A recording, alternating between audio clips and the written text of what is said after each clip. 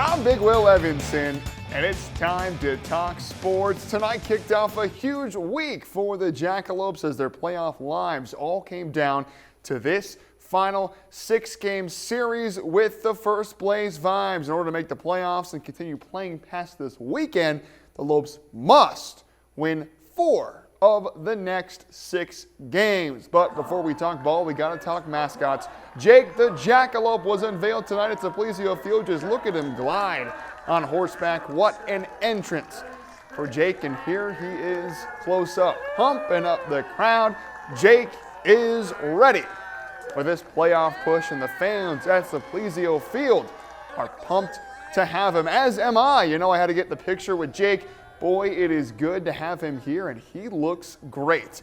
But on the field, the Lopes started hot on defense. Former Fruita Wildcat Trey Morrill on the mound, and in the top of the first, he gets the beer batter swinging. And here it comes, the mad rush for the $2 draft beer. But now in the second, the Vibes had seen enough. Bases are loaded, and Morrill throws ball 4, and Jacob Barfield is in absolutely no rush to head home. It's 1-0 Vibes. And after that pitch, Morrill left the game with the trainer ending his night early. And with the bases still loaded, in came Keenan Bartlett. Elvis Peralta hits to left. Ron Washington Jr. makes the grab, and on the tag, Stephen Wilmer heads home to make it 2-0. Next batter, Jake McMurray smacks a base hit through left, sending home Austin Elder.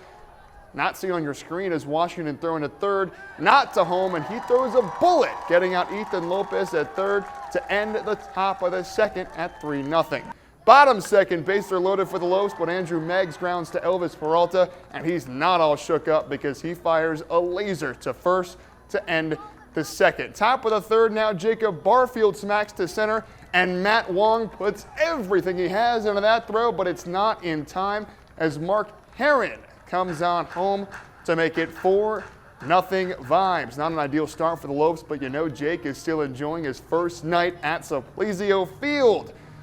But it was a disappointing output for the Lopes as they fall 13-5 to the Vibes, who took over in the last few innings to run away with this one. And now the Lopes are down to their final loss of the season. In the next 5 games, the Lopes must win 4 of them in order to make the playoffs, and they will look to win the first of 4 tomorrow night for Game 2 at Sapplesio Field. First pitch is at 6:35.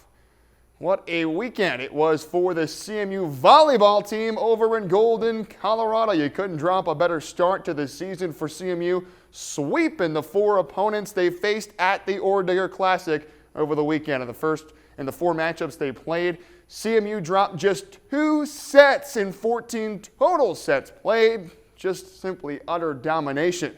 The 4-0 start makes the Mavs the only team in the RMAC to still be unbeaten and jump them up 7 spots to number 14 in the Division II Top 25 Coaches Poll. And the Mavs were rightly honored for the big performance this weekend. CMU swept the board for the 3 weekly honors as Sydney Leffler was named Offensive Player of the Week.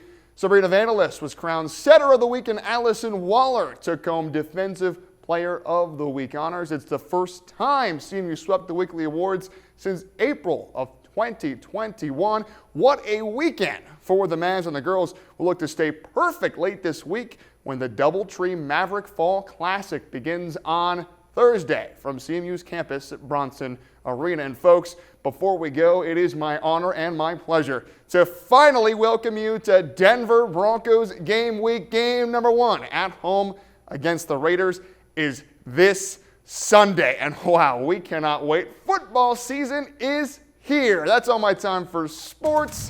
I'm Big Will Evanson.